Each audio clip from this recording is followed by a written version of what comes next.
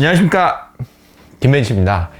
오늘 여러분들에게 소개해드릴 내용은 2020년 한 해를 마무리하면서 그동안 어떤 일이 있었는지 자동차 관련 업계의 소식들을 한자리에 종합하는 그런 시간을 가지려고 하는데요. 뭐 자동차 여러가지 이슈들, 그 다음에 자동차 관련 법규, 그 다음에 자동차 산업에 대한 동향, 이런 부분을 확인할 수 있을 것 같습니다. 본 내용이 도움이 되실 것 같으시면은 이 영상 끝까지 시청해 주십시오. 지금 출발하겠습니다.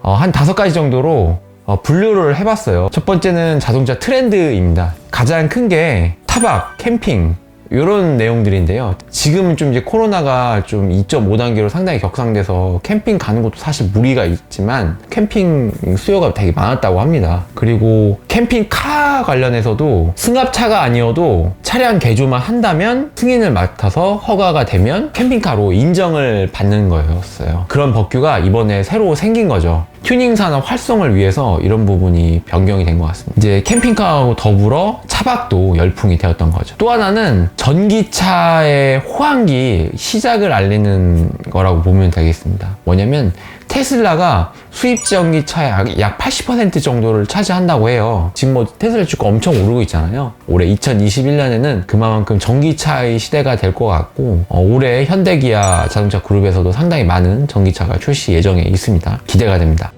두 번째는 법령 개정에 대한 내용입니다. 운전면허증이 모바일로 드디어 나오게 됐다고 해요. 이제는 뭐 패스라는 그런 어플을 까시면은 운전면허증을 뭐 지갑이나 이런 데 넣고 다녀서 항상 소지를 했었다면 이제 핸드폰 하나만 들고 다녀도 운전면허증을 이제 증빙을 할 수 있고, 그게 이제 효력이 되는 거죠. 어떤 신분증을 내야 되는 상황, 또 뭔가 인증을 받아야 되는 상황에서 그걸 이용할 수가 있는 겁니다. 추가적으로 말씀드리자면 운전면허증 뿐만 아니라 모바일로 공무원증이라든지 장애인 등록증까지도 확대가 되어 있다고 합니다. 그 다음에 또 하나는 민식이법인데요. 이 민식법이 2020년에 새로 시행이 됐었죠. 충남 아산에서 이제 교통사고가 나면서 이제 그게 이제 빨리 발의가 되면서 법으로 이제 개정이 된 건데, 그 골자는 그 어린이 보호구역 내에서 30km 달리는데 상해가 발생하면 1년에서 15년 까지의 그런 형을 구형하게 되고요. 500만 원에서 3천만 원까지 벌금형을 구형할 수 있다고 합니다. 사망 시에 최소 3년에서 무기징역형까지도 할 수 있게끔 강력하게 처벌 규정을 마련했다고 합니다. 세 번째는 자동차 구매 관련 사항들이 있었는데요. 개소세가 축소를 했다가 상향된다라는 얘기가 있었는데 개소세 연장이 쭉 이어졌었죠. 2021년 올해 상반기까지도 아마 이어질 것으로 예정이 됩니다. 개소세가 기존에 5%였는데 인하되기 전에요. 근데 3.5%까지 인하가 됐다가 다시 상향한다는 얘기가 계속 있었는데 연장을 계속 거듭하면서 2021년까지도 연장을 하게 되어서 개소세 3.5%를 유지된다고 합니다. 지금 차를 구매하시려면 어떻게 보면 기회가 될 수도 있겠죠. 그 다음에 자동차 보험료가 2020년에 약 5% 정도가 인상이 되었었어요. 오히려 인하가 돼도 좋을 것 같은데 뭐 자율주행 차도 나오고 뭐 사고가 많이 줄었을 것 같은데 의외로 자동차 보험료는 계속 인상이 된다고 합니다. 자동차 보험 비교 사이트도 있잖아요. 그래서 그런 걸 잘 비교해 보셔서 금액도 적정한 선에서 보상도 잘 할 수 있는 그런 보험사로 선택을 하시는 게 좋을 것 같고요. 전기차 국고보조금도 축소가 되었다고 합니다. 보통 900만 원 정도 국고보조금 혜택이 있었는데 그게 한 800만 원 정도로 줄었다고 하고요. 지역보조금도 있었는데 그게 뭐 보통 400만 원에서 많게는 1000만 원까지도 있었거든요. 근데 그것도 조금 이제 줄어든 것 같고요. 전비에 따라서 조금씩 이제 그런 변동이 있었다고 합니다. 그런 게 이제 앞으로는 조금씩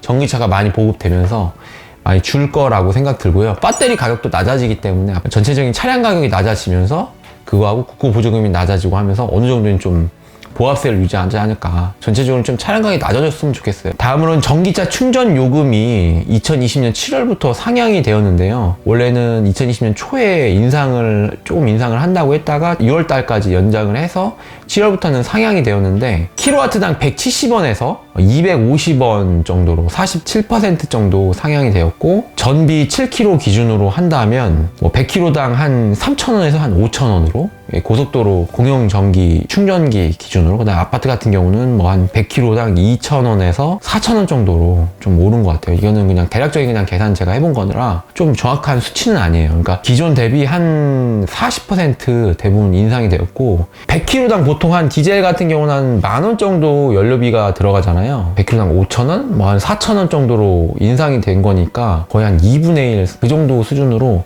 많이 좀 줄은 것 같아요. 전기차에 대한 실질적인 그 유지비 부분에서. 전기세 이 요금은 좀 오른다고 합니다. 단계적으로. 그 다음에 네 번째로는 자동차 판매 관련해서 콜 관련해서 좀 말씀드릴 게 있는데 이슈가 됐던 사항이거든요. 현대차 그룹에서 엔진 관련해서 거의 한 6조 원을 충당금을 마련해가지고 전체적인 엔진 리콜을 하고 무상 AS도 한다고 합니다. 이런 부분들이 빨리 좀 개선돼서 스마트 스트림에는 좀 문제 없기를 바라는 마음입니다. K5하고 소나타가 드디어 역전을 했습니다. 소나타가 세상에 나온 지 이제 35년이 됐는데 K5가 이제는 바꿨다고 합니다. 2018년도 기준으로 약 소나타가 6만 대, 그 다음에 K5가 약 4만 대 정도 팔렸다면 2020년에는 소나타가 약 4.5만 대, K5가 7.5만 대 수준으로 뭐 거의 7.5만 대는 중형 세단에서 뭐 45% 정도를 차지한다고 해요. 그래서 사전 계약만 16,000대가 됐다고 합니다. 지금도 많이 팔린다고 합니다. 내년에도 아마 많이 팔릴 것 같고요. 소나타 N 라인이 나오긴 했지만 소나타가 페이스리프트를 빨리 서두르지 않을까라는 생각도 들고요. 제 영상에도 있지만 뭐 루필루즈 그런 느낌의 전면부하고 후면부 디자인이 싹 갈아엎을 것 같습니다. 그랜저처럼. 2020년에는 신차 출시가 엄청나게 이루어졌었는데요. 제네시스 브랜드, 현대기아, 진짜 장난이 아니었습니다. 쭉 한번 읊어볼게요. 제네시스에서 나온 거는 GV80이 있었고요. G80 둘 다 아예 신 모델이죠. GV70 얼마 전에 나온 GV70도 있고요. 그 다음에 G70에 대한 페이스리프트도 나왔죠. 현대차에서 나온 게 아반떼, 산타페 페이스리프트, 투싼 풀체인지, 그 다음에 코나 페이스리프트까지 있습니다. 기아에서는 K5 풀체인지가 있었고요. 소렌토, 모닝 페이스리프트가 있었고요. 스팅어 페이스리프트, 카니발도 풀모델 체인지로 거의 한 4, 5년 만에 나왔죠. GM의 트레이블레이저가 있었고, 그 다음에 르노 삼성의 XM3, 그 다음 르노 조에라는 전기차가 있었죠. 쌍용에서는 렉스턴 페이스리프트하고 티볼리 에어의 재생산이 있었습니다. 단종을 시켰다가 다시 한번 차박 열풍이 불면서 그런 가성비 있는 차로 재생산을 하게 되었습니다. 코로나 이슈 때문에 2020년 6월 정도에 자동차 생산 중단이 있었어요. 부품 수급이 어려워서 중국에서 부품 와이어링이라든지 이런 게 와야 되는데 부품이 오지 못하다 보니까 차가 라인이 멈추는 현상이 있었어요. 그나마 이제 국내에서 생산도 하고 국내에서 부품 수급이 가능했던 것들은 그나마 났었는데 중국발 이런 부품 수급 문제로 큰 문제가 됐었던 적도 있었습니다. 마지막으로는 다섯 번째, 자동차 업계 동향이라고 볼 수가 있는데요. 자동차의 경영상에 여러 가지 변화가 있었는데 주요 이슈 짧게 짚고 넘어갈게요. 첫 번째는 현대차 그룹에서 정의선 회장 체제로 갔죠. 그전에 부회장이어서 회장으로 승격됐다고 합니다. 닛산 그룹이 한국을 철수했습니다. 대신 이제 2028년까지인가 AS는 한다고 합니다. 그 다음에 쌍용 자동차가 최근에 기업 회생 절차를 밟게 되었죠. 안타까운 소식인데요. 쌍용 자동차가 그동안 SUV 명가로 렉스턴부터 예전 무스부터 시작해서 명차들을 많이 만들었었는데 렉스턴 페이스리프트를 나오고 난 다음에 얼마 있다가 기업 회생 절차를 밟게 되었다고 해서 너무도 안타까웠습니다. 해외 소식인데 니콜라라는 수소차 제2 테슬라다 하면서 나왔던 엄청난 인기를 끌었던 니콜라라는 수소차 회사가 갑자기 먹튀를 하게 된 사건이 있었죠. 참 안타까운 소식입니다. 수소차 트럭 관련 버스도 그렇고 여러 가지 이런 프로젝트들이 취소도 되고 주가도 폭락하고 그랬다고 합니다. 타다 서비스 있잖아요. 결국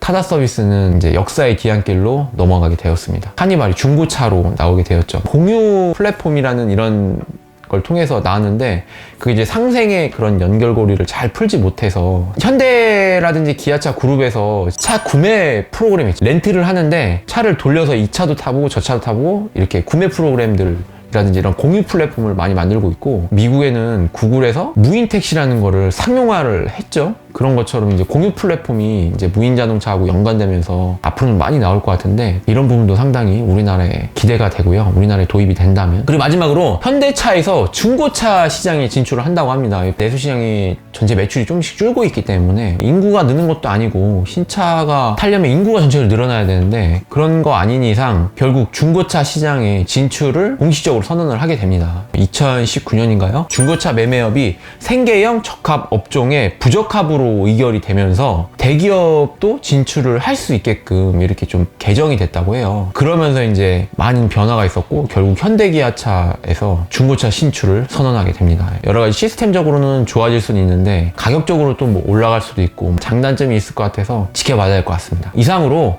2020년을 마무리하고 2021년을 맞이하면서 간단하게 2020년에 있었던 자동차 이슈들을 정리를 한번 해봤는데요. 본 내용이 좀 도움이 되셨나요? 이상으로 김벤치였습니다. 감사합니다.